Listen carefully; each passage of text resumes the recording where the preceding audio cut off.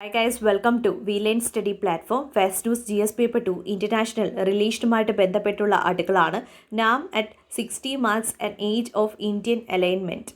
So ഈ ഒരു ആർട്ടിക്കിളിൽ നമ്മൾ നാമിനെ പറ്റിയാണ് ഫോക്കസ് ചെയ്യുന്നത്. നാം എന്ന് പറയുമ്പോഴേക്കും നോൺ അലൈൻമെൻറ്റ് മൂവ്മെൻറ്റ്. സോ ഈ ഒരു നോൺ അലൈൻമെൻറ്റ് മൂവ്മെൻറ്റ് എന്ന് പറഞ്ഞു കഴിഞ്ഞാൽ ഒരു ഫോറമാണ്. ഏകദേശം 120 ഡെവലപ്പിംഗ് വേൾഡ് സ്റ്റേറ്റ് ഒരുമിച്ച് ചേർന്നുള്ള ഒരു ഗ്രൂപ്പിനെയാണ് നോൺ അലൈൻമെൻറ്റ് മൂവ്മെൻറ്റ് അല്ലെങ്കിൽ നാം എന്ന് പറയുന്നത്. സോ ഇത് എസ്റ്റാബ്ലിഷ് ചെയ്യുന്നത് 1961 യൂഗോസ്ലോവാക്യയിൽ വെച്ചിട്ടാണ്. സോ 1961 എന്താണ് സംഭവിച്ചത്? 1961 കോൾഡ് വാർ ഇറ എന്ന് പറയുന്നത്. സോ വേൾഡ് വാർ 2 കഴിഞ്ഞിട്ട് ഇമ്മീഡിയറ്റ് ആയിട്ട് വന്നേക്കുന്നതായിരുന്നു കോൾഡ് വാർ എന്ന് പറയുന്നത്.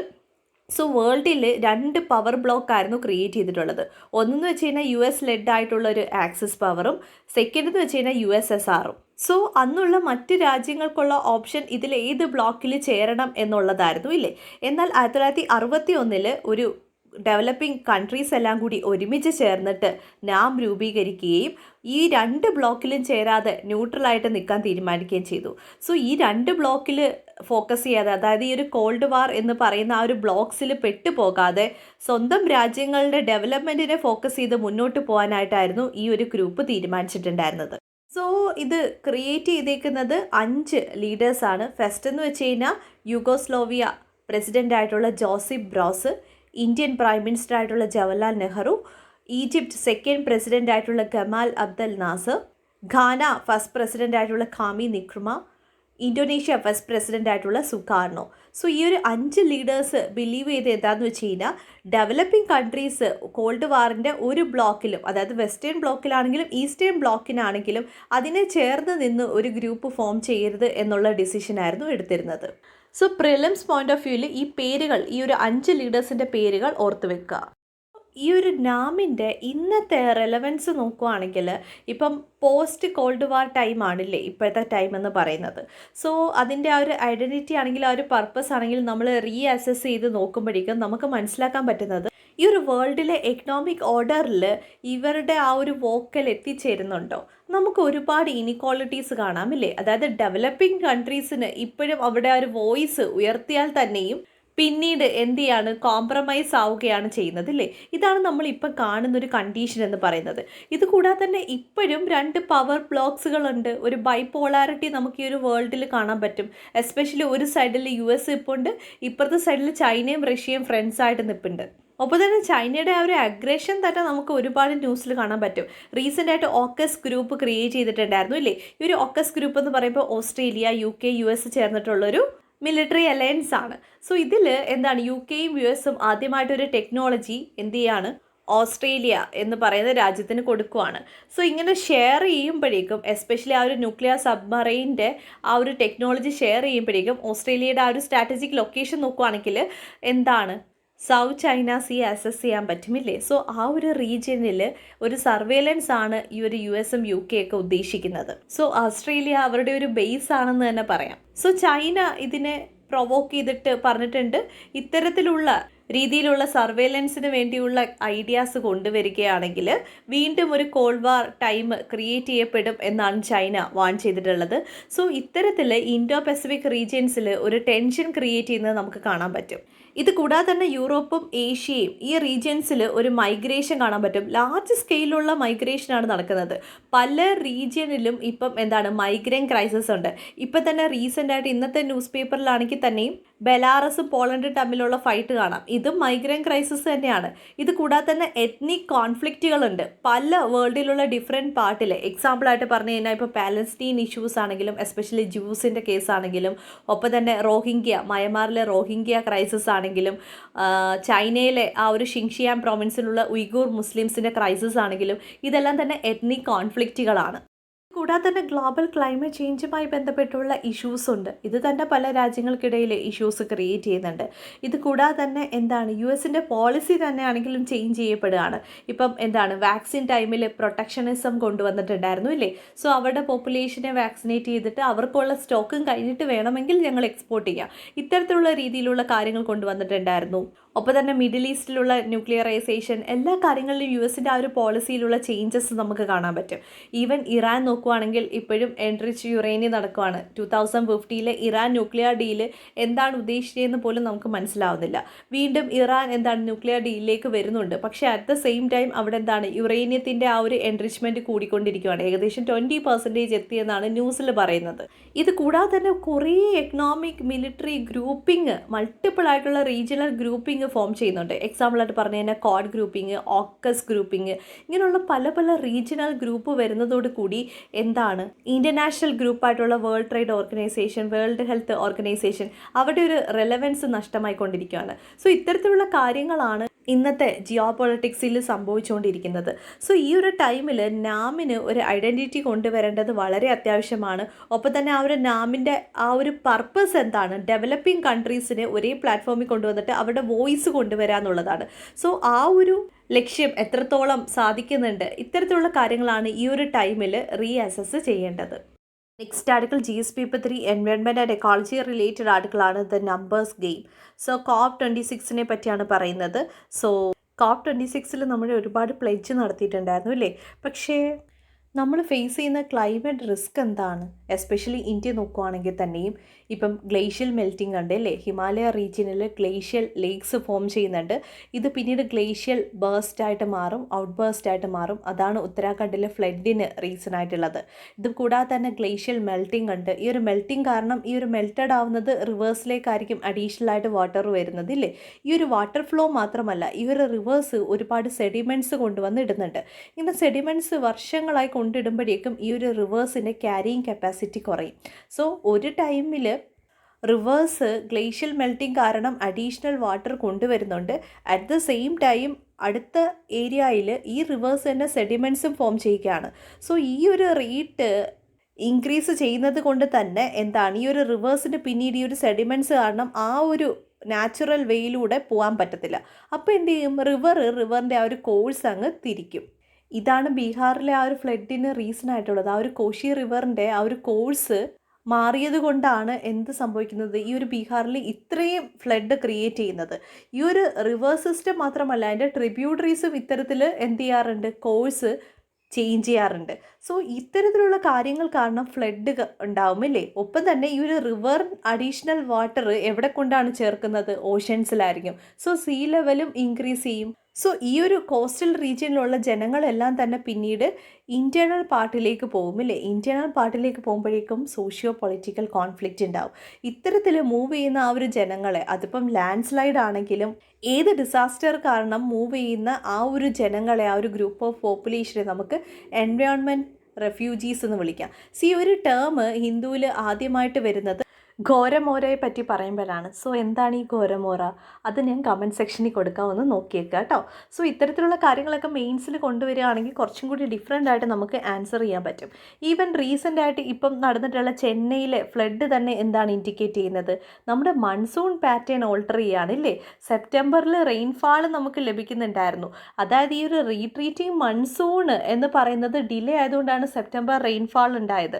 ഒപ്പം തന്നെ ഈ ഒരു റീട്രീറ്റിംഗ് മൺസൂൺ ഇങ്ങനെ ഇൻക്രീസ് ചെയ്ത് പോകുന്നത് കൊണ്ടാണ് ഇപ്പോൾ എന്ത് ചെയ്യുന്നത്, ചെന്നൈയിൽ ഫ്ലഡ് ക്രിയേറ്റ് ചെയ്യുന്നത്. ഒപ്പം തന്നെ ചില റീജിയനിൽ ഹൈ റെയിൻഫാളും ഫ്ലഡുമാണെങ്കിൽ മറ്റ് ചില റീജിയനിൽ റെയിൻ ഡെഫിസിറ്റ് ആണുള്ളത്. സോ ഈ ഒരു റെയിൻ ഡെഫിസിറ്റ് ഉണ്ടാകുമ്പോഴേക്കും അവിടെ എന്താണ്, വരൾച്ച ഉണ്ടാവുമില്ലേ? ഈ ഒരു വരൾച്ച എന്ന് പറയുന്നത് എന്തുമായിട്ട് നമുക്ക് കണക്ട് ചെയ്യാൻ പറ്റും, ഫുഡ് സെക്യൂരിറ്റിയുമായിട്ട് കണക്ട് ചെയ്യാൻ പറ്റും. ഇങ്ങനെ പല ഡയമെൻഷനിൽ വേണം നമ്മൾ ഓരോ കാര്യങ്ങൾ കണക്ട് ചെയ്ത് പോകാൻ. ഈവൻ ഈ ഒരു ഗ്ലോബൽ വാർമിംഗ് എന്ന് പറയുന്ന ഈ ഒരു ക്ലൈമറ്റ് റിസ്ക് നമ്മുടെ അഗ്രികൾച്ചറിലായിരിക്കും കൂടുതൽ ഇമ്പാക്റ്റ് ക്രിയേറ്റ് ചെയ്യുന്നത്. ഒപ്പം തന്നെ ഈ ഒരു ലാൻഡ് സ്ലൈഡ് നമ്മുടെ ഡെവലപ്മെൻറ്റ് പ്രോജക്റ്റ് അല്ലെങ്കിൽ ഇൻഫ്രാസ്ട്രക്ചർ പ്രോജക്റ്റുമായിട്ട് കണക്ട് ചെയ്യാം. റീസെൻ്റ് ആയിട്ട് ഡിഫൻസ് പ്രിപ്പയർനെസ്സിന് വേണ്ടി എന്താണ് ഹിമാലയാസിലെ റോഡ് വൈഡൻ ചെയ്യുന്നതുമായി ബന്ധപ്പെട്ടുള്ള കാര്യങ്ങൾ വരുന്നു. അപ്പോഴേക്കും അവിടെയും വീണ്ടും ഈ ഒരു ക്ലൈമറ്റ് അല്ലെങ്കിൽ എൻവയോൺമെൻറ്റുമായി ബന്ധപ്പെട്ടുള്ള NGOs അതിനെ ഒപ്പോസ് ചെയ്യുന്നുണ്ട്. സോ നമുക്ക് ഇത്തരത്തിലുള്ള ഒരുപാട് ആർട്ടിക്കിൾസ് കാണാൻ പറ്റുമില്ലേ? ഇതെല്ലാം തന്നെ നമ്മുടെ ഇന്ത്യയുടെ ക്ലൈമറ്റ് റിസ്കുകളാണ്. ഈ ഒരു ആർട്ടിക്കിളിൽ മെയിനായിട്ട് പറയുന്നത് എന്താണെന്ന് വെച്ച് കഴിഞ്ഞാൽ ഇന്ത്യയുടെ ആ ഒരു പൊളിറ്റിക്കൽ റെസൊണൻസ് അല്ലെങ്കിൽ ആ ഒരു പൊളിറ്റിക്കൽ പാർട്ടിയുടെ അജണ്ട കൊണ്ടുവരുമ്പോൾ ക്ലൈമറ്റ് ചേഞ്ചിനെ അല്ലെങ്കിൽ ക്ലൈമറ്റ് റിസ്കിനെയും കൂടി ഫോക്കസ് ചെയ്യണമെന്നാണ് പറയുന്നത്. സോ ഇതാണ് ഈ ഒരു ആർട്ടിക്കിളിൻ്റെ സെൻട്രൽ തീമായിട്ട് പോകുന്നത്. സോ ഈ ഒരു COP26 കൺക്ലൂഡ് ചെയ്തു. സോ നമുക്കറിയാം സിഗ്നിഫിക്കൻ്റ് ആയിട്ട് ഒരു ഔട്ട്കമ്മും വന്നിട്ടില്ല, ഒരു എഗ്രിമെൻറ്റും വന്നിട്ടില്ല. 2050 പാരീസ് ഡീല് അതിൽ പറഞ്ഞിട്ടുള്ള കാര്യങ്ങളെല്ലാം ആ ഒരു ടാർഗറ്റുകളെല്ലാം തന്നെ എല്ലാ രാജ്യങ്ങളും കൊണ്ടുപോവുക, അത്തരത്തിലുള്ള കാര്യങ്ങളൊക്കെയായിരുന്നു പറഞ്ഞിട്ടുണ്ടായിരുന്നത് ഇല്ലേ. ഒപ്പം തന്നെ എല്ലാ രാജ്യങ്ങളും നെറ്റ് സീറോവുമായി ബന്ധപ്പെട്ടുള്ള കാര്യങ്ങൾ പറഞ്ഞു, എസ്പെഷ്യലി ഡെവലപ്ഡ് കൺട്രീസ്. സോ ഈ ഒരു ഇന്ത്യ ചൈന എന്ന് പറയുമ്പോഴേക്കും major green house gas emitters ആണല്ലോ. സോ ഈ ഒരു ഡെവലപ്ഡ് കൺട്രീസ് ഡെവലപ്പിംഗ് നേഷൻസിനെ ആണെങ്കിലും ലോ ഇൻകം കൺട്രീസിനെ ആണെങ്കിലും ഫോഴ്സ്ഫുള്ളി ഒരു നെറ്റ് സീറോ ടാർഗറ്റ് അനൗൺസ് ചെയ്യാനായിട്ട് പുഷ് ചെയ്തു ഇല്ലേ. ചൈനയും ഇന്ത്യയും ഒക്കെ തന്നെ നെറ്റ് സീറോ പ്ലെഡ്ജ് കൊണ്ടുവന്നു. ഇന്ത്യയുടെ നെറ്റ് സീറോ ടാർഗറ്റ് 2070 ആണ്. സോ ഇവിടെ നമ്മൾ മനസ്സിലാക്കുന്ന കാര്യം എന്ന് വെച്ച് കഴിഞ്ഞാൽ ഈ ഒരു ഡെവലപ്പിംഗ് കൺട്രീസ് COP26 പറഞ്ഞിട്ടുണ്ട്, ഇന്ന് ഈ ഒരു ഡെവലപ്പിംഗ് കൺട്രീസ് ഫേസ് ചെയ്യുന്ന ക്ലൈമറ്റ് റിസ്കിൻ്റെ റെസ്പോൺസിബിലിറ്റി ആരാണ്? വെസ്റ്റേൺ കൺട്രീസ് ആണ് ഇല്ലേ. വെസ്റ്റേൺ കൺട്രീസിൻ്റെ ഇൻഡസ്ട്രിയൽ റെവല്യൂഷൻ്റെ ഔട്ട്കമാണ് ഇപ്പം ഈ ഒരു ഡെവലപ്പിംഗ് കൺട്രീസ് ഫേസ് ചെയ്യുന്ന ക്ലൈമറ്റ് ക്രൈസിസ് എന്ന് പറയുന്നത്. ഇവിടെയാണ് ക്ലൈമറ്റ് ഫൈനാൻസിൻ്റെ ഇമ്പോർട്ടൻസ് വരുന്നത്. സോ ഇന്ത്യയുടെ ഈ ഒരു 2030 ഗോൾസ് തന്നെ മീറ്റ് ചെയ്യണമെങ്കിൽ ഇന്ത്യക്ക് $1 ട്രില്യൺ അത്യാവശ്യമാണ്. സോ ഇന്ത്യ സഡനായിട്ട് റിന്യൂവബിൾ എനർജിയിലേക്ക് ട്രാൻസിഷൻ നടത്തുവാണെങ്കിൽ ഈ ഒരു ക്ലൈമറ്റ് റിസ്കിനുമായി ബന്ധപ്പെട്ടുള്ള കാര്യങ്ങൾ നമുക്ക് പരിഹരിക്കാൻ പറ്റും. പക്ഷേ നമുക്ക് മറ്റ് പല പ്രശ്നങ്ങളുമുണ്ട്. ഒരു ഡെവലപ്പിംഗ് കൺട്രീസ് ആയിട്ടുള്ള ഇന്ത്യ ഫേസ് ചെയ്യുന്ന മറ്റ് പ്രശ്നങ്ങൾ എന്ന് പറയുമ്പോഴേക്കും സോഷ്യോ എക്കണോമിക് ക്രൈസിസ് ആണ്. Malnutrition, poverty, infrastructure divide, digital divide, internal security matters, border issues, ഒത്തിരി ഇഷ്യൂസാണ് നമ്മൾ സോൾവ് ചെയ്യേണ്ടതില്ലേ. നമുക്ക് അതുകൊണ്ട് തന്നെ ഇൻഫ്രാസ്ട്രക്ചർ ഡെവലപ്മെൻറ്റ് എന്ന് പറയുന്നത് വളരെ അനിവാര്യമാണ്. അതിന് ഇൻഡസ്ട്രീസ് നമുക്ക് വളർത്തിയേ പറ്റത്തുള്ളൂ. പക്ഷേ ഇൻഡസ്ട്രീസ് വളർത്തുമ്പോഴേക്കും എമിഷൻസ് ഒബിയസ്ലി ഉണ്ടാവുമില്ലേ. പക്ഷേ ഇന്ത്യ റിമെമ്പർ ചെയ്യുന്ന കുറേ കാര്യങ്ങളുണ്ട്, അല്ലെങ്കിൽ ഇന്ത്യ പോയിൻ്റ് ഔട്ട് ചെയ്യുന്ന കുറേ കാര്യങ്ങളുണ്ട്. അതായത് ഇന്ത്യ ഈ ഒരു ഡെവലപ്മെൻറ്റുമായിട്ട് മുന്നോട്ട് പോവുകയാണെങ്കിൽ ഇന്ത്യയുടെ എക്കണോമി ഏകദേശം $2. ഈ ഒരു ആർട്ടിക്കിളിൽ മെയിനായിട്ട് പറയുന്നത് എന്താണെന്ന് വെച്ച് കഴിഞ്ഞാൽ ഇന്ത്യയുടെ ആ ഒരു പൊളിറ്റിക്കൽ റെസൊണൻസ് അല്ലെങ്കിൽ ആ ഒരു പൊളിറ്റിക്കൽ പാർട്ടിയുടെ അജണ്ട കൊണ്ടുവരുമ്പോൾ ക്ലൈമറ്റ് ചേഞ്ചിനെ അല്ലെങ്കിൽ ക്ലൈമറ്റ് റിസ്കിനെയും കൂടി ഫോക്കസ് ചെയ്യണമെന്നാണ് പറയുന്നത്. സോ ഇതാണ് ഈ ഒരു ആർട്ടിക്കിളിൻ്റെ സെൻട്രൽ തീമായിട്ട് പോകുന്നത്. സോ ഈ ഒരു COP26 കൺക്ലൂഡ് ചെയ്തു. സോ നമുക്കറിയാം സിഗ്നിഫിക്കൻ്റ് ആയിട്ട് ഒരു ഔട്ട്കമ്മും വന്നിട്ടില്ല, ഒരു എഗ്രിമെൻറ്റും വന്നിട്ടില്ല. 2050 പാരീസ് ഡീല് അതിൽ പറഞ്ഞിട്ടുള്ള കാര്യങ്ങളെല്ലാം ആ ഒരു ടാർഗറ്റുകളെല്ലാം തന്നെ എല്ലാ രാജ്യങ്ങളും കൊണ്ടുപോവുക, അത്തരത്തിലുള്ള കാര്യങ്ങളൊക്കെയായിരുന്നു പറഞ്ഞിട്ടുണ്ടായിരുന്നത് ഇല്ലേ. ഒപ്പം തന്നെ എല്ലാ രാജ്യങ്ങളും നെറ്റ് സീറോവുമായി ബന്ധപ്പെട്ടുള്ള കാര്യങ്ങൾ പറഞ്ഞു, എസ്പെഷ്യലി ഡെവലപ്ഡ് കൺട്രീസ്. സോ ഈ ഒരു ഇന്ത്യ ചൈന എന്ന് പറയുമ്പോഴേക്കും major green house gas emitters ആണല്ലോ. സോ ഈ ഒരു ഡെവലപ്ഡ് കൺട്രീസ് ഡെവലപ്പിംഗ് നേഷൻസിനെ ആണെങ്കിലും ലോ ഇൻകം കൺട്രീസിനെ ആണെങ്കിലും ഫോഴ്സ്ഫുള്ളി ഒരു നെറ്റ് സീറോ ടാർഗറ്റ് അനൗൺസ് ചെയ്യാനായിട്ട് പുഷ് ചെയ്തു ഇല്ലേ. അങ്ങനെ ചൈനയാണെങ്കിൽ തന്നെയും ചൈനയും ഇന്ത്യയും ഒക്കെ തന്നെ നെറ്റ് സീറോ പ്ലെഡ്ജ് കൊണ്ടുവന്നു. ഇന്ത്യയുടെ നെറ്റ് സീറോ ടാർഗറ്റ് 2070 ആണ്.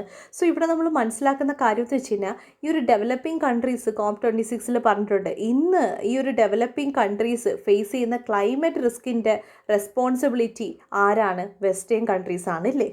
വെസ്റ്റേൺ കൺട്രീസിൻ്റെ ഇൻഡസ്ട്രിയൽ റെവല്യൂഷൻ്റെ ഔട്ട്കമാണ് ഇപ്പം ഈ ഒരു ഡെവലപ്പിംഗ് കൺട്രീസ് ഫേസ് ചെയ്യുന്ന ക്ലൈമറ്റ് ക്രൈസിസ് എന്ന് പറയുന്നത്. ഇവിടെയാണ് ക്ലൈമറ്റ് ഫൈനാൻസിൻ്റെ ഇമ്പോർട്ടൻസ് വരുന്നത്. സോ ഇന്ത്യയുടെ ഈ ഒരു 2030 ഗോൾസ് തന്നെ മീറ്റ് ചെയ്യണമെങ്കിൽ ഇന്ത്യക്ക് $1 ട്രില്യൺ അത്യാവശ്യമാണ്. സോ ഇന്ത്യ സഡനായിട്ട് റിന്യൂവബിൾ എനർജിയിലേക്ക് ട്രാൻസിഷൻ നടത്തുവാണെങ്കിൽ ഈ ഒരു ക്ലൈമറ്റ് റിസ്കിനുമായി ബന്ധപ്പെട്ടുള്ള കാര്യങ്ങൾ നമുക്ക് പരിഹരിക്കാൻ പറ്റും. പക്ഷേ നമുക്ക് മറ്റ് പല പ്രശ്നങ്ങളുമുണ്ട്. ഒരു ഡെവലപ്പിംഗ് കൺട്രീസ് ആയിട്ടുള്ള ഇന്ത്യ ഫേസ് ചെയ്യുന്ന മറ്റ് പ്രശ്നങ്ങൾ എന്ന് പറയുമ്പോഴേക്കും സോഷ്യോ എക്കണോമിക് ക്രൈസിസ് ആണ്. Malnutrition, poverty, infrastructure divide, digital divide, internal security matters, border issues, ഒത്തിരി ഇഷ്യൂസാണ് നമ്മൾ സോൾവ് ചെയ്യേണ്ടതില്ലേ. നമുക്ക് അതുകൊണ്ട് തന്നെ ഇൻഫ്രാസ്ട്രക്ചർ ഡെവലപ്മെൻറ്റ് എന്ന് പറയുന്നത് വളരെ അനിവാര്യമാണ്. അതിന് ഇൻഡസ്ട്രീസ് നമുക്ക് വളർത്തിയേ പറ്റത്തുള്ളൂ. പക്ഷേ ഇൻഡസ്ട്രീസ് വളർത്തുമ്പോഴേക്കും എമിഷൻസ് ഒബിയസ്ലി ഉണ്ടാവുമില്ലേ. ഇന്ത്യ ഹൈലൈറ്റ് ചെയ്യുന്ന കുറച്ച് കാര്യങ്ങളുണ്ട്. അതായത് ഇന്ത്യ ഈ ഒരു ഡെവലപ്മെൻറ്റുമായിട്ട് മുന്നോട്ട് പോവുകയാണെങ്കിൽ ഇന്ത്യയുടെ എക്കണോമി $2 ട്രില്യൺ നിയറസ്റ്റ് ആയിട്ട് വരും. ഇത് പാൻഡമിക് ടൈമിൽ ആ ഒരു കേസും കൺസിഡറേഷനും GDP ഗ്രോത്തും ഒക്കെ വെച്ചിട്ട് പറയുന്നതാണ്. അല്ലെങ്കിൽ 2024-25 കൂടി നമ്മൾ എക്സ്പെക്ട് ചെയ്യുന്നത് $5 ട്രില്യൺ ഒരു എക്കണോമിയാണ്. ഇത് കൂടാതെ തന്നെ 2030 ലെവലിലേക്ക് എത്തുമ്പോഴേക്കും ഏകദേശം $10 ട്രില്യൺ വരുന്നൊരു എക്കണോമി ആയിട്ട് ഇന്ത്യൻ എക്കണോമി മാറും. പക്ഷേ ഡെവലപ്മെൻറ്റ് ഉണ്ടെങ്കിലാണ്. എന്നാൽ നമ്മൾ ഡെവലപ്മെൻറ്റ് പ്രോസസ്സിലേക്ക് പോവുകയാണെങ്കിൽ കാർബൺ ഡൈ ഓക്സൈഡ് എമിഷൻസ് കൂടുമില്ലേ. സോ നമ്മുടെ ക്ലൈമറ്റ് ടാർഗറ്റിന് എഗെയിൻസ്റ്റ് ആയിട്ട് വരും. സോ നമുക്ക് എന്താണ് ഇവിടെ പറയാൻ പറ്റുന്നത്? ഫസ്റ്റ് എന്ന് വെച്ച് കഴിഞ്ഞാൽ ഡെവലപ്ഡ് നേഷൻസ് അവരുടെ ക്ലൈമറ്റ് ഫൈനാൻസുമായി ബന്ധപ്പെട്ടുള്ള ഒബ്ലിഗേഷൻസ് പാലിച്ചേ മതിയാവും. സെക്കൻഡ് എന്ന് വെച്ച് കഴിഞ്ഞാൽ നമ്മൾ ക്വിക്കറായിട്ടുള്ള റിന്യൂവബിൾ ട്രാൻസിഷനിലേക്ക് വന്നേ പറ്റുള്ളൂ. കാരണം എന്ന് വെച്ച് കഴിഞ്ഞാൽ നമുക്ക് ഫോസിൽ ഫ്യൂവലുമായി ബന്ധപ്പെട്ടുള്ള ഇപ്പോൾ ഒരുപാട് ക്രൈസിസ് ഉണ്ട് അല്ലേ. നമ്മുടെ മെജോറിറ്റി ഓഫ് ഇലക്ട്രിസിറ്റി ജനറേഷനും ഈ ഒരു കോൾ ബേസ്ഡ് ആയിട്ട് നിൽക്കുവാണ്. സോ നമുക്കിതിൽ നിന്നൊരു ട്രാൻസിഷൻ അത്യാവശ്യമാണ്. കാരണം നമ്മൾ ട്രോപ്പിക്കൽ ക്ലൈമറ്റ് ഉള്ളൊരു രാജ്യമാണല്ലേ. അതുകൊണ്ട് തന്നെ റിന്യൂവബിൾ എനർജിയിലേക്കുള്ള ട്രാൻസിഷൻ നമുക്ക് ഈസിയർ ആവും. പക്ഷേ നമുക്ക് അതിനനുസരിച്ചുള്ള ടെക്നോളജി കിട്ടണം. സോ എന്താണ് ഡെവലപ്ഡ് കൺട്രീസ് ഈസിയർ ആയിട്ട് ടെക്നോളജി ഷെയർ ചെയ്യണം. സോ ടെക്നോളജി ഷെയർ ചെയ്യുമ്പോഴേക്കും അവിടെ ഇമ്പോർട്ടും എക്സ്പോർട്ടും വരുമില്ലേ. ഈ ഒരു ടൈമിലുള്ള ടാരിഫ് ബാരിയേഴ്സ് റിമൂവ് ചെയ്യണം. എസ്പെഷ്യലി ഈ ഒരു റിന്യൂവബിൾ എനർജിക്ക് വേണ്ടിയുള്ള ആ ഒരു എക്സ്പോർട്ടും ഇമ്പോർട്ടിലും ടാരിഫ് ബാരിയേഴ്സ് ഉണ്ടെങ്കിൽ അത് റിമൂവ് ചെയ്യുന്നുള്ള വേണ്ടിയുള്ള നെഗോസിയേഷൻസ് കൊണ്ടുവരണം. ഇത് കൂടാതെ തന്നെ നമുക്ക് ഏറ്റവും അത്യാവശ്യമായിട്ട് വേണ്ടുന്നത് പൊളിറ്റിക്കൽ വില്ല് തന്നെയാണ്. അതായത് പൊളിറ്റിക്കൽ പാർട്ടി ഈ ഒരു ക്ലൈമറ്റ് ചേഞ്ചുമായി ബന്ധപ്പെട്ടിട്ടുള്ള അജണ്ടാസ് ഫ്രെയിംവർക്ക് ചെയ്യണം. Article GS paper 3 internal security related ആർട്ടിക്കിളാണ്. Cyber crime went up by 500% during pandemic. So ഈ ഒരു ടൈറ്റിൽ എന്ന് പറഞ്ഞു കഴിഞ്ഞാൽ നമ്മുടെ ഡിഫൻസ് ചീഫ് ജനറലിൻ്റെ സ്റ്റേറ്റ്മെൻ്റ് ആണ്. സോ ഈ ഒരു കോക്കൂൺ എന്ന് പറയുന്ന ആ ഒരു കോൺഫറൻസിൻ്റെ 14ാമത്തെ എഡിഷനിലാണ് നമ്മുടെ ഡിഫൻസ് ചീഫ് ജനറൽ ഈ ഒരു സ്റ്റേറ്റ്മെൻറ്റ് പറഞ്ഞിട്ടുള്ളത്. സോ ഈ ഒരു കോക്കൂൺ എന്ന് പറഞ്ഞു കഴിഞ്ഞാൽ annual cyber security and hacking conference ആണ്. ഇത് കണ്ടക്ട് ചെയ്യുന്നത് കേരള പോലീസാണ്. സ്റ്റേറ്റ്മെൻറ്റ് നോക്കുവാണെങ്കിൽ എന്താ പറയുന്നത്, പാൻഡമിക് ടൈമിൽ സൈബർ ക്രൈംസ് ഏകദേശം 500% ഇൻക്രീസ് ചെയ്തു എന്നാണ്. സോ ഇതിനുള്ള റീസൺ എന്താണ്? ഫസ്റ്റ് എന്ന് വെച്ച് കഴിഞ്ഞാൽ എന്താണ്, പാൻഡമിക് ടൈമിൽ നമ്മൾ ഇൻ്റർനെറ്റ് യൂസേജ് വളരെയധികം കൂടി വന്നിരുന്നു ഇല്ലേ. സോ ഈവൻ എഡ്യൂക്കേഷൻ സെക്ടർ ആണെങ്കിൽ തന്നെ ഓൺലൈൻ മോഡിലേക്ക് പോയി. ഈവൻ ഡിജിറ്റൽ തിങ്സ് ആണെങ്കിൽ തന്നെയും പലരും വർക്ക് ചെയ്യുന്നത് തന്നെ വീട്ടിലാണ്, ഓൺലൈൻ മോഡിൽ തന്നെയാണ് ഇല്ലേ. സോ ഈ ഒരു ഓൺലൈൻ മോഡിൻ്റെ ആ ഒരു ബേസ് കൂടിയത് കൊണ്ട് തന്നെ സൈബർ ത്രെറ്റും കൂടി. ഇത് കൂടാതെ തന്നെ മറ്റ് എമേർജിങ് ത്രെറ്റ്സിനെ പറ്റിയും പറയുന്നുണ്ട്. അതായത് ഡ്രോൺസ് അറ്റാക്ക് ആണെങ്കിലും ഇൻ്റർനെറ്റ് ഓഫ് തിങ്സ് ആണെങ്കിൽ തന്നെയും റാൻസം വെയർ ആണെങ്കിൽ തന്നെയും ഇത്തരത്തിലുള്ള പുതിയ പുതിയ എമേർജിങ് ത്രെറ്റ്സുമുണ്ട്. സോ ഇതിനെയെല്ലാം തന്നെ ടാക്കിൾ ചെയ്യണമെങ്കിൽ നമുക്കൊരു നാഷണൽ ഫ്രെയിംവർക്ക് അത്യാവശ്യമാണ്. പക്ഷേ ഇവിടെ ഒരുപാട് കൺസേൺസുമുണ്ട്. കൺസേൺ എന്ന് പറയുമ്പോഴേക്കും നമ്മുടെ രാജ്യത്ത് ഈ ഒരു സൈബർ സെക്യൂരിറ്റി സൈബർ ക്രൈമുമായി ബന്ധപ്പെട്ടിട്ട് അതിനുള്ള നിയമങ്ങൾ പ്രൊവിഷൻസും ഒക്കെ ഉള്ളത് IT ആക്ട് 2000 അല്ലേ. ഈ ഒരു IT ആക്ട് 2000 ഇത്തരത്തിലുള്ള എമേർജിങ് ത്രെറ്റ്സിനെ ഒന്നും തന്നെ ഐഡൻറ്റിഫൈ ചെയ്തിട്ടില്ല. സെക്കൻഡ് എന്ന് വെച്ച് കഴിഞ്ഞാൽ ഈ ഒരു ഓൺലൈൻ ബേസ് കൂടിയിട്ടുണ്ട്. പക്ഷേ നമ്മുടെ രാജ്യത്ത് ഇതുവരെ ഒരു ഡേറ്റ പ്രൊട്ടക്ഷൻ നിയമമില്ല. സോ ഇതെന്ന് പറയുന്നത് ബില്ലായിട്ട് 2 വർഷമായിട്ട് പാർലമെൻറ്റിൽ കിടക്കുകയാണ് അല്ലേ. സോ ഇത്തരത്തിൽ ഡേറ്റ പ്രൊട്ടക്ഷൻ നിയമം കൂടി ഇല്ലാത്തത് കൊണ്ട് തന്നെ വീണ്ടും ഈ ഒരു ജനങ്ങളുടെ ആ ഒരു പ്രിവസിയാണ് കോംപ്രമൈസ് ചെയ്യുന്നത്. സോ റൈറ്റ് ടു പ്രിവസിയുടെ ആ ഒരു വയലേഷനാണ് ഇവിടെ നടക്കുന്നത്. സോ ഇത്തരത്തിലുള്ള കൺസേണുകളാണ് മെയിനായിട്ട് നമ്മുടെ ഡിഫൻസ് ചീഫ് ജനറൽ ഈ ഒരു കോൺഫറൻസിൽ പറഞ്ഞിട്ടുള്ളത്. Article GS paper 2 education related ആർട്ടിക്കിളാണ്. Remote education was inaccessible to most children. So നമ്മൾ എപ്പോഴും പറയുന്നൊരു ടോപ്പിക്ക് തന്നെയാണ്.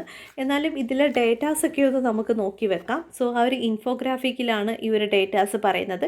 ഈ ഡേറ്റാസൊക്കെ നമുക്ക് ഈ ഒരു പാൻഡമിക് ടൈമിലുള്ള എഡ്യൂക്കേഷൻ സെക്ടറിലെ ക്രൈസിസുമായി ബന്ധപ്പെട്ടുള്ള ആൻസേഴ്സ് എഴുതുമ്പോഴേക്കും നമുക്ക് കൊടുക്കാവുന്ന ഡേറ്റാസാണ്. സോ നമ്മളിപ്പം ഓൺലൈൻ മോഡിലേക്ക് പോയപ്പോഴേക്കും നമ്മൾ കണ്ടിട്ടുള്ള മെയിൻ കൺസേൺ എന്ന് വെച്ച് കഴിഞ്ഞാൽ ഡിജിറ്റൽ ഡിവൈഡ് ആയിരുന്നു ഇല്ലേ. സോ ഈ ഒരു പാൻഡമിക് ടൈമിൽ ഏകദേശം 20% മാത്രമേ സ്കൂൾ ഏജിലുള്ള കുട്ടികൾക്ക് ഈ ഒരു ഓൺലൈൻ എഡ്യൂക്കേഷൻ ആക്സസ് ചെയ്യാൻ പറ്റുകയുള്ളൂ. അതുകൊണ്ട് തന്നെ നമുക്ക് പറയാം റിമൈനിങ് ആയിട്ടുള്ള പോർഷന് എന്താണ് ലേണിംഗ് ഗ്യാപ്പ് ഉണ്ട്. കാരണം അവർ ഓൺലൈൻ മോഡിലുള്ള ആ ഒരു ടൈമിൽ അവർ പഠിച്ചിട്ടില്ല അല്ലേ. ഇതിന് ശേഷം ഇപ്പം നമ്മൾ കാണുന്നത് എന്താണ്, കുട്ടികളെല്ലാം തന്നെ സ്കൂളിലേക്ക് പോവുകയാണ് ഇല്ലേ. സോ ടീച്ചേഴ്സ് ഫേസ് ചെയ്യുന്ന ഏറ്റവും വലിയ പ്രശ്നമെന്ന് വെച്ച് കഴിഞ്ഞാൽ ഈ ഒരു ലേണിംഗ് ഗ്യാപ്പ് തന്നെയാണ്. ഒപ്പം തന്നെ എല്ലാ ബേസിക്സും ഇപ്പം കുട്ടികൾക്ക് ഒന്നും കൂടി റിവൈസ് ചെയ്ത് പറഞ്ഞു കൊടുക്കേണ്ട അവസ്ഥയിലേക്ക് വരികയാണ്. സോ അവർ മറന്നുപോയ കാര്യങ്ങൾ, ബേസിക് ആയിട്ടുള്ള മാത്സ് ആണെങ്കിൽ തന്നെയും ബേസിക് ആയിട്ടുള്ള കോൺസെപ്റ്റ്സ് ആണെങ്കിൽ തന്നെയും ഇതെല്ലാം തന്നെ അവർ മറന്നു പോയിട്ടുണ്ട്. ഈ ഒരു ലേണിംഗ് ഗ്യാപ്പ് അഡ്രസ്സ് ചെയ്യുക എന്നുള്ളത് വളരെ പ്രയാസമാണ് അല്ലേ. തന്നെ ഡീറ്റെയിൽസിലേക്ക് പോവുകയാണെങ്കിൽ ഏകദേശം 38% ഹൗസ് ഹോൾഡ്സും പറഞ്ഞിട്ടുള്ളത് അവരുടെ ഒരു ചൈൽഡ് വീതം പാൻഡമിക് ടൈമിൽ ഡ്രോപ്പ് ഔട്ട് ആയിട്ടുണ്ടെന്നാണ്. എങ്ങനെയാണ് ഈ ഒരു കുട്ടികളുടെ ഡ്രോപ്പ് ഔട്ടും ഈ ഒരു ഓൺലൈൻ എഡ്യൂക്കേഷനുമായിട്ട് കണക്ട് ചെയ്യുന്നത്? കാരണം എന്താണെന്ന് വെച്ച് കഴിഞ്ഞാൽ ഈ ഒരു പാൻഡമിക് ടൈമിൽ ഒരുപാട് പേർക്ക് ജോലി നഷ്ടമായില്ലേ. സോ സാലറി എന്ന് പറഞ്ഞു കഴിഞ്ഞാൽ ലൈവ്ലിഹുഡ് ആണല്ലേ. സോ ഇൻഫോർമൽ വർക്കേഴ്സിനാണ് ഏറ്റവും കൂടുതൽ ഇമ്പാക്റ്റ് ഉണ്ടായിട്ടുള്ളത്. സോ ആ ഒരു ഇൻഫോർമൽ വർക്കേഴ്സിന് പിന്നീട് ജോലി കിട്ടിയാലും അവർ സാലറി കോംപ്രമൈസ് ചെയ്യണം. അതായത് ലോ സാലറിയിൽ വർക്ക് ചെയ്യാമെന്ന് പറഞ്ഞാൽ മാത്രമേ അവർക്ക് ജോലി പോലും കിട്ടത്തുള്ളൂ. പാൻഡമിക് ടൈമിലെ ഒരു അവസ്ഥ അതാണ്, ലെസ് സാലറീഡ് ആയിട്ടുള്ള ജോബ്സ്. സോ ഈ ഒരു കണ്ടീഷനിൽ എന്ത് ചെയ്യുമെന്ന് വെച്ച് കഴിഞ്ഞാൽ വീട്ടിലുള്ള കുട്ടികളും കൂടി എന്ത് ചെയ്യാണ്, അഗ്രികൾച്ചർ ലേബേഴ്സായിട്ട് മാറുകയാണ്. എന്തിനു വേണ്ടി? സസ്റ്റെയിൻ ചെയ്യാൻ വേണ്ടി. സോ അങ്ങനെ ഓരോ ഫാമിലിയിലും ഓരോ കുട്ടി വീതം ഡ്രോപ്പ് ഔട്ട് ആവുന്നുണ്ടായിരുന്നു. സോ ഈ ഒരു പാൻഡമിക് ടൈമിൽ സ്കൂൾ ഡ്രോപ്പ് ഔട്ട് റേറ്റും കൂടിയിട്ടുണ്ട്. ഇത് കൂടാതെ തന്നെ ഗവൺമെൻറ് ഒരുപാട് മെഷേഴ്സൊക്കെ കൊണ്ടുവന്നിട്ടുണ്ടായിരുന്നു ഈ ഒരു ഡെഫിസിറ്റ് മാറ്റാൻ, എസ്പെഷ്യലി ഒരു ഡിജിറ്റൽ ഡിവൈഡറിൻ്റെ. സോ ഈ ഒരു ഡിജിറ്റൽ കണക്ടിവിറ്റി ഏകദേശം 40% ഇൻക്രീസ് ചെയ്തിട്ടുണ്ടായിരുന്നു. പക്ഷെ പല ഏരിയാസിലുമുള്ള പ്രശ്നം എന്താണെന്ന് വെച്ച് കഴിഞ്ഞാൽ പുവർ സിഗ്നലാണ്. കുട്ടികളൊക്കെ റൂഫിൻ്റെ ടോപ്പിൽ നിന്നിട്ടാണ് ഓൺലൈൻ ക്ലാസ്സൊക്കെ അറ്റൻഡ് ചെയ്തത്, എസ്പെഷ്യലി റിമോട്ട് ഏരിയാസിലുള്ള കുട്ടികൾ. ഇതൊക്കെ നമ്മൾ ഹിന്ദു ന്യൂസ് പേപ്പറിൽ കുഞ്ഞു റീജിയണൽ ആർട്ടിക്കിൾസ് ആയിട്ട് കണ്ടിട്ടുള്ളതാണ് അല്ലേ. ചില കേസുകളിൽ ഒരു ഫാമിലിയിൽ ഒരു സ്മാർട്ട് ഫോണേ ഉള്ളൂ. അപ്പോൾ അവിടുത്തെ പേരൻറ്റ് ജോലിക്ക് പോവുകയാണെങ്കിൽ, അതിപ്പം ഏതെങ്കിലും ലേബർ ആണെങ്കിൽ ജോലിക്ക് പോവുകയാണെങ്കിൽ അവർ മൊബൈൽ ഫോൺസുമായിട്ടായിരിക്കും പോകുന്നത്. അല്ലെങ്കിൽ ഈ ഒരു സ്മാർട്ട് ഫോൺ കുട്ടികൾക്ക് പഠിക്കാൻ കൊടുത്താൽ ഒന്നിൽ കൂടുതൽ കുട്ടികളുണ്ടെങ്കിൽ ഒരു കുട്ടി എന്ത് ചെയ്യണം, ആ കുട്ടിയുടെ ഓൺലൈൻ ക്ലാസ് കോംപ്രമൈസ് ചെയ്തേ പറ്റത്തുള്ളൂ. സോ ഇത്തരത്തിൽ പല രീതിയിലുള്ള പ്രശ്നങ്ങളായിരുന്നു ഈ ഒരു റൂറൽ ഏരിയയിലും ഒപ്പം തന്നെ റിമോട്ട് ഏരിയയിലുമൊക്കെ ഉണ്ടായിരുന്നത്. ഇത് കൂടാതെ 5 വയസ്സിനും 18 വയസ്സിനും ഇടയിലുള്ള കുട്ടികൾ നോക്കുകയാണെങ്കിൽ ഏകദേശം 80% കുട്ടികൾക്കും എഡ്യൂക്കേഷൻ സർവീസസ് കിട്ടിയിട്ടില്ല എന്ന് പറയാം. പാൻഡമിക് ടൈമിൽ ഏറ്റവും കൂടുതൽ ഇമ്പാക്റ്റ് ഉണ്ടാക്കിയേക്കുന്നത് ഈ ഒരു സോഷ്യോ എക്കണോമിക് ക്ലാസ്സിലുള്ള ആ ഒരു ലോവർ ലെവലിൽ വരുന്ന ആ ഒരു സെക്ടേഴ്സിനാണ്. കാരണം എന്ന് വെച്ച് കഴിഞ്ഞാൽ ഇപ്പം നമ്മളിപ്പോൾ ഓൺലൈൻ മോഡിലേക്ക് പോയാലും പേരൻറ്റിൻ്റെ ആ ഒരു അസിസ്റ്റൻസ് കുട്ടികൾക്ക് അത്യാവശ്യമാണ് അല്ലേ. പക്ഷേ ഇലിറ്ററേറ്റ് ആയിട്ടുള്ള പേരൻസ് ഉള്ള ഒരു ഫാമിലി ആണെങ്കിൽ അവിടുത്തെ കുട്ടികളെ ആ ഒരു പേരൻസിന് പഠിപ്പിക്കാൻ പറ്റില്ല. അങ്ങനെയും കുട്ടികൾക്കിടയിൽ ലേണിംഗ് ഗ്യാപ്പ് ക്രിയേറ്റ് ചെയ്യുന്നുണ്ട്. ഇത് കൂടാതെ തന്നെ നേരത്തെ പറഞ്ഞല്ലോ, ഇപ്പോൾ റിമോട്ട് ക്ലാസ് ആക്സസ് ചെയ്തിട്ടുള്ളത് ഏകദേശം 20% കുട്ടികളാണെന്ന്. പക്ഷേ ഇതിൽ 55% കുട്ടികൾ മാത്രമേ ലൈവ് ക്ലാസ് ആക്സസ് ചെയ്തിട്ടുള്ളൂ. അങ്ങനെയാണെങ്കിൽ റിമൈനിങ് പോർഷൻസ് എല്ലാം തന്നെ എങ്ങനെയായിരിക്കും എന്ന് ചോദിച്ചു കഴിഞ്ഞാൽ റിക്കോർഡഡ് ക്ലാസ്സുകളാണ് അറ്റൻഡ് ചെയ്തിട്ടുള്ളത്. സോ അവർക്ക് ഹോംവർക്ക് ലഭിക്കുന്നത് വാട്സപ്പ് ചാറ്റുകൾ വഴിയാണ്. ഒപ്പം തന്നെ ഈ ഒരു ഇൻ്റർനെറ്റ് എന്ന് പറയുന്നത് കോംപ്രമൈസ് ആയതുകൊണ്ട് തന്നെ കുട്ടികൾ ടെക്സ്റ്റ് മെസ്സേജ് വഴിയും ഒപ്പം തന്നെ ഫോൺ കോൾസ് വഴിയൊക്കെയാണ് ടീച്ചേഴ്സിനെ കോൺടാക്ട് ചെയ്യുകയും കാര്യങ്ങൾ പഠിക്കുകയും ചെയ്യുന്നത്. ഇത് തന്നെ ഏകദേശം 70% വരും. സോ ഈ ഒരു ഓൺലൈൻ ക്ലാസ് എന്ന് പറയുമ്പോഴേക്കും ലൈവ് ക്ലാസ് എന്ന് പറയുന്ന ഒരു കൺസിഡറേഷൻ വരണം. സോ ലൈവ് ക്ലാസ് അറ്റൻഡ് ചെയ്തിട്ടുള്ളത് വെറും 55% കുട്ടികൾ മാത്രമാണ്. റിമൈനിങ് പോർഷൻസ് റിക്കോർഡഡ് ക്ലാസ്സുകളാണ് അറ്റൻഡ് ചെയ്തിട്ടുള്ളത്. സോ ഇത്തരത്തിലുള്ള പാരാമീറ്റേഴ്സും കൂടി ഓർത്ത് വെക്കുക. Next article GS paper 3 international റിലേഷനുമായിട്ട് ബന്ധപ്പെട്ടുള്ള ആർട്ടിക്കിളാണ്. Pakistan will consider transit facilities of Indian wheat. So ഈ ഒരു ട്രാൻസിറ്റ് എന്ന് പറയുന്ന ടേം കൊണ്ട് മീൻ ചെയ്യുന്ന എന്താണ്? മൂവ്മെൻറ്റ് ഓഫ് തിങ്സ് അല്ലെങ്കിൽ മൂവ്മെൻറ്റ് ഓഫ് പീപ്പിൾ. എന്തിൻ്റെയും മൂവ്മെൻറ്റിനെ നമുക്ക് ട്രാൻസിറ്റ് എന്ന് പറയാം. സോ ഇവിടുത്തെ കോണ്ടെക്സ്റ്റ് നമ്മൾ ഈ ഒരു വേൾഡ് ഫുഡ് പ്രോഗ്രാമിനെ പറ്റിയാണ് പറയേണ്ടത്. സോ യുണൈറ്റഡ് നേഷൻ്റെ ഒരു അംബീഷ്യസ് പ്രോഗ്രാമാണ് വേൾഡ് ഫുഡ് പ്രോഗ്രാം എന്ന് പറയുന്നത്. സോ ഇതൊരു ഹ്യൂമാനിറ്റേറിയൻ ഓർഗനൈസേഷനാണ്. സോ എന്താണ് ഈ ഒരു എമർജൻസി പീരീഡിൽ എന്താണ് ഫുഡ് അസിസ്റ്റൻസ് ഡെലിവറി ചെയ്യാനും ആളുകളുടെ ജീവൻ സേവ് ചെയ്യാനും വേണ്ടി ഫുഡ് സെക്യൂരിറ്റി പ്രൊവൈഡ് ചെയ്യുന്ന ഒരു ഓർഗനൈസേഷനാണിത്. ഇത് 1961 എസ്റ്റാബ്ലിഷ് ചെയ്തിട്ടുള്ളത്. ഇത് എസ്റ്റാബ്ലിഷ് ചെയ്യുന്നത് ഫുഡ് ആൻഡ് അഗ്രികൾച്ചർ ഓർഗനൈസേഷനും യുണൈറ്റഡ് നേഷൻ ജനറൽ അസംബ്ലിയും കൂടിയാണ്. ഇതെന്ന് പറയുന്നത് യുണൈറ്റഡ് നേഷൻ സസ്റ്റൈനബിൾ ഡെവലപ്മെൻറ്റ് ഗോളിൻ്റെ അണ്ടറിൽ വരുന്നൊരു മെമ്പറും കൂടിയാണ്. സോ ഈ ഒരു UN വേൾഡ് ഫുഡ് പ്രോഗ്രാമിൻ്റെ ഹെഡ് ക്വാർട്ടേഴ്സ് എന്ന് പറഞ്ഞു കഴിഞ്ഞാൽ റോം, ഇറ്റലിയാണ്. ഇനി കോണ്ടെക്സ്റ്റിലേക്ക് തിരിച്ചു വരുമ്പോഴേക്കും നമുക്കറിയാം അഫ്ഗാനിസ്ഥാൻ ഇപ്പം താലിബാൻ്റെ കൺട്രോളിലാണ്. താലിബാൻ എല്ലാ മീറ്റിങ്ങിലും അസിസ്റ്റൻസ് പ്രൊവൈഡ് ചെയ്യാനായിട്ടുള്ള ഹെൽപ്പ് ചോദിക്കുന്നുണ്ട്. കാരണം എന്ന് വെച്ച് കഴിഞ്ഞാൽ ഇപ്പം അഫ്ഗാനിസ്ഥാനിൽ എക്സ്ട്രീമായിട്ടുള്ള ഹങ്കറാണ് ഫേസ് ചെയ്യുന്നത്. റീസെൻ്റായിട്ട് നമ്മൾ വേൾഡ് പേജിൽ കണ്ടിട്ടുള്ളതാണ് അഫ്ഗാനിസ്ഥാനിലെ കുട്ടികളിൽ മൽന്യൂട്രീഷൻ കൂടി വരുന്നതായിട്ട്. സോ ഈ ഒരു ക്രൈസിസിൽ ഇന്ത്യ ഡിസൈഡ് ചെയ്ത് എന്താണെന്ന് വെച്ച് കഴിഞ്ഞാൽ ഇന്ത്യ റീസെൻ്റായിട്ട് ഈ ഒരു അഫ്ഗാനിസ്ഥാൻ്റെ ക്രൈസിസിന് വേണ്ടി ഒരു റീജിയണൽ സെക്യൂരിറ്റി മീറ്റിംഗ് കണ്ടക്ട് ചെയ്തിട്ടുണ്ടായിരുന്നു. അതാണല്ലോ NSA മീറ്റിംഗ് എന്ന് പറയുന്നത്. ഈ ഒരു മീറ്റിങ്ങിൽ വെച്ചിട്ട് എന്താണ് അഫ്ഗാനിസ്ഥാനെ സഹായിക്കാനായിട്ട് ഇന്ത്യൻ വീറ്റ് പ്രൊവൈഡ് ചെയ്യാമെന്ന് ഇന്ത്യ ഡിസൈഡ് ചെയ്തിട്ടുണ്ടായിരുന്നു. പക്ഷേ എന്താണ്, നമുക്ക് കണക്ടിവിറ്റി ഇല്ലല്ലോ, പാകിസ്ഥാൻ വേണമല്ലോ. അതുകൊണ്ട് തന്നെ ഈ ഒരു കറൻറ്റ് കോണ്ടെക്സ്റ്റിൽ ഇന്ത്യ പറഞ്ഞ എന്താണെന്ന് വെച്ച് കഴിഞ്ഞാൽ പാകിസ്ഥാൻ ഒരു എക്സെപ്ഷൻ കേസ് കൺസിഡർ ചെയ്തിട്ട്, എക്സെപ്ഷൻ കേസ് എന്ന് പറയുമ്പോഴേക്കും ഹ്യൂമാനിറ്റേറിയൻ ഗ്രൗണ്ട് ആണല്ലേ, ആ ഒരു കേസ് കൺസിഡർ ചെയ്തുകൊണ്ട് ഈ ഒരു ട്രാൻസിറ്റ് അലൊക്കേഷൻ ചെയ്യണമെന്ന് ഇന്ത്യ പറഞ്ഞിട്ടുണ്ടായിരുന്നു. സോ പാകിസ്ഥാൻ്റെ റീജിയണൽ മീറ്റിംഗ് ആയിരുന്നു ട്രൊയോക്ക പ്ലസ് എന്ന് പറയുന്നത്. ഈ ഒരു മീറ്റിങ്ങിൽ US-ഉം റഷ്യയും ചൈനയും പാകിസ്ഥാനും കൂടി ഒരുമിച്ച് ചേർന്ന് അറ്റൻഡ് ചെയ്തിട്ടുണ്ടായിരുന്നു. ഈ ഒരു മീറ്റിങ്ങിനെയാണ് ട്രൊയോക്ക പ്ലസ് എന്ന് പറയുന്നത്. സോ ഈ ഒരു മീറ്റിങ്ങിൽ വെച്ചിട്ട് പാകിസ്ഥാൻ പറഞ്ഞു എന്താണ് ഇന്ത്യൻ വീറ്റ് പാകിസ്ഥാൻ വയ പ്രൊവൈഡ് ചെയ്യാനായിട്ടുള്ള അലൊക്കേഷൻസ് പ്രൊവൈഡ് ചെയ്യാമെന്ന് പാകിസ്ഥാൻ പറഞ്ഞിട്ടുണ്ടായിരുന്നു. ഇത് കൂടാതെ തന്നെ എന്തിനാണ് ഈ ഒരു വേൾഡ് ഫുഡ് പ്രോഗ്രാമിനെ പറ്റി പറഞ്ഞതെന്ന് വെച്ച് കഴിഞ്ഞാൽ united nation world food programme ഇന്ത്യയുമായിട്ടൊരു കൺസൈൻമെൻറ്റ് സൈൻ ചെയ്യാൻ തീരുമാനിച്ചിട്ടുണ്ട്. എസ്പെഷ്യലി ഈ ഒരു അഫ്ഗാനിസ്ഥാൻ്റെ ഫുഡ് സെക്യൂരിറ്റിക്കും വേണ്ടിയാണ് ഇത്തരത്തിലൊരു കൺസൈൻമെൻറ്റ് സൈൻ ചെയ്യുന്നത്. Next article GS paper 1 geography related ആർട്ടിക്കിളാണ്. Chennai rain 5 times above normal. So ഈ ഒരു ആർട്ടിക്കിൾ നമ്മൾ ഓൾറെഡി ഡിസ്കസ് ചെയ്തിട്ടുള്ളതാണ്. അതായത് മൺസൂണും റീട്രീറ്റിംഗ് മൺസൂൺ എന്താണെന്നൊക്കെ നമ്മൾ ഡിസ്കസ് ചെയ്തിട്ടുണ്ട്. ഇതിലൊരു കുഞ്ഞു കാര്യം പറയാൻ വേണ്ടിയാണ് വന്നത്. ഫസ്റ്റ് നമുക്ക് കോണ്ടെക്സ്റ്റ് ആദ്യം പറയാം. കാരണം ചെന്നൈയിൽ ഇപ്പം റെയിൻഫാൾ നടക്കുകയാണല്ലേ. സോ ഇതെന്ന് പറയുന്നത് നോർമൽ ലെവലിനേക്കാളും 5.5 times കൂടുതലാണെന്നാണ് പറയുന്നത്. സോ നോർമൽ ടൈമിൽ എന്താണ് 10 സെൻറ്റിമീറ്റർ ഒക്കെ ആയിരുന്നു റെയിൻഫാൾ ഉണ്ടായിരുന്നത്. ഇപ്പം അത് 46 സെൻറ്റിമീറ്റർ റെയിൻഫാളാണ് അവിടെ അനുഭവപ്പെടുന്നത്. ഏകദേശം 6 ദിവസമായിട്ട് കണ്ടിന്യൂസ് ആയിട്ടുള്ള മഴയാണ് അവിടെ ലഭിക്കുന്നത്. സോ മെറ്റീരിയോളജിക്കൽ ഡിപ്പാർട്ട്മെൻറ്റ് പറയുന്നത് എന്താണെന്ന് വെച്ച് കഴിഞ്ഞാൽ ഈ ഒരു ആൻഡമാൻ സീയുടെ ആ ഒരു നോർത്ത് സൈഡിൽ ലോ പ്രഷർ ഏരിയ ക്രിയേറ്റ് ചെയ്യുന്നുണ്ടായിരുന്നു.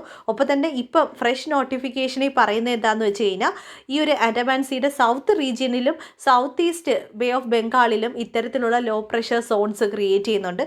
അതുകൊണ്ട് തന്നെ ഹയർ റെയിൻഫാൾ അനുഭവപ്പെടാനുള്ള സാധ്യത വളരെ കൂടുതലാണെന്നാണ് പറയുന്നത്. സോ ഈ ഒരു ആർട്ടിക്കിൾ ഡിസ്കസ് ചെയ്യാനുള്ള റീസൺ എന്താണെന്ന് വെച്ച് കഴിഞ്ഞാൽ ഈ ഒരു നോർത്ത് ഈസ്റ്റ് മൺസൂൺ ആണല്ലോ റീട്രീറ്റിംഗ് മൺസൂൺ എന്ന് പറയുന്നത്. ഇത് മെയിനായിട്ട് ഒക്ടോബർ ടു ഡിസംബർ ആ ഒരു ടൈമിലാണ് വരുന്നത്.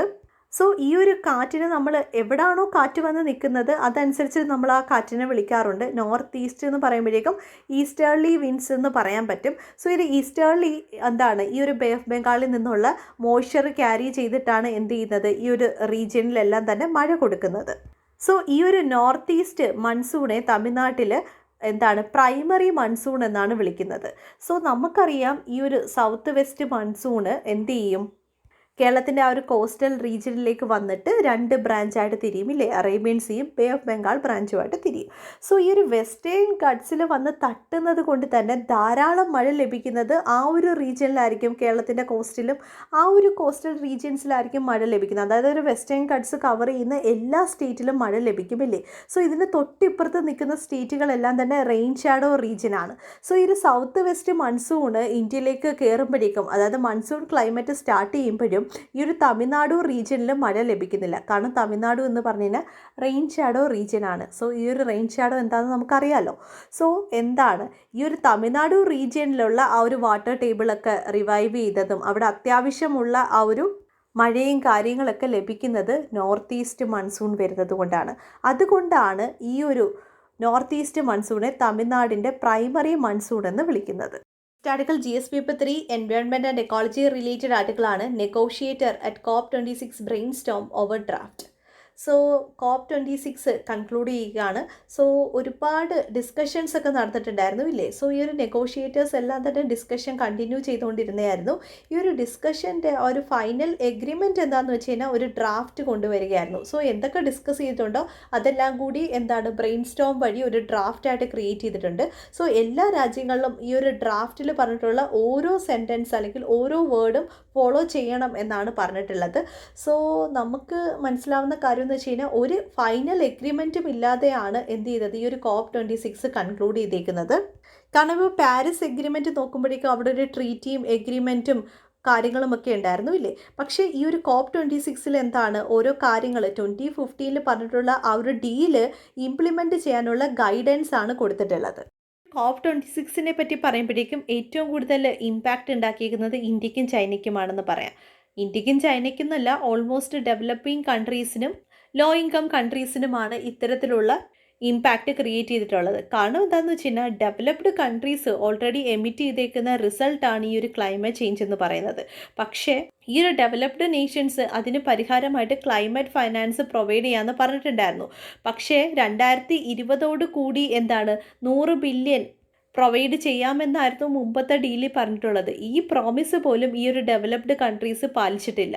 ഇപ്പോൾ പറയുന്നത് എന്താണെന്ന് വെച്ച് കഴിഞ്ഞാൽ ഈ ഒരു ക്ലൈമറ്റ് ഫണ്ട് അവർ 2023-24 വരെ എക്സ്റ്റെൻഡ് ചെയ്ത് പ്രൊവൈഡ് ചെയ്യാമെന്നാണ് പറയുന്നത്. പക്ഷേ ഇന്ത്യ പറയുന്നത് എന്താണെന്ന് വെച്ച് കഴിഞ്ഞാൽ ആ ഒരു 2050 രീതിയിലുള്ള ഒരു ക്ലൈമറ്റ് ഇമ്പാക്റ്റും റിസ്കുകളും അല്ല ഇപ്പം എമേർജ് ചെയ്ത് വരുന്നത്.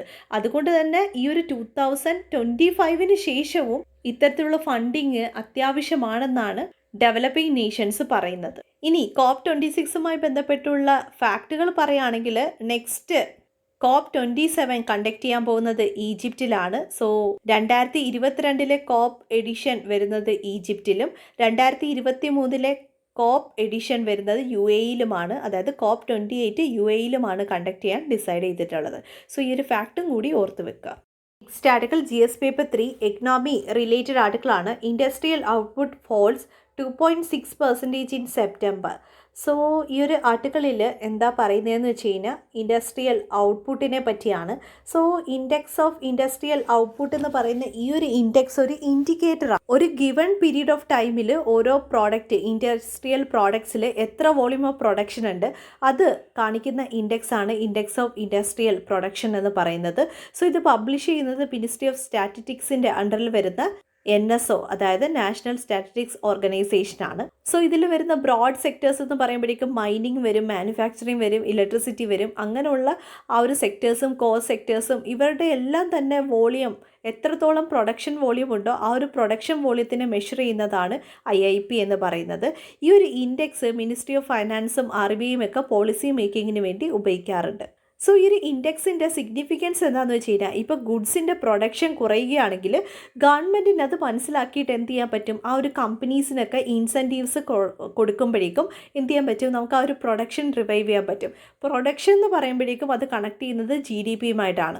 എന്തിനു വേണ്ടിയാണ് ഈ ഒരു പ്രൊഡക്ഷനെ നോക്കുന്നത്? കാരണം എന്ന് വെച്ച് കഴിഞ്ഞാൽ നമുക്ക് എപ്പോഴും ഡിമാൻഡും സപ്ലൈയും ഇക്വിലിബ്രിയമായിട്ട് തന്നെ പോകണം. എന്നാൽ മാത്രമേ നമുക്ക് ആ ഒരു ഇൻഫ്ലേഷൻ ഒഴിവാക്കാൻ പറ്റത്തുള്ളൂ.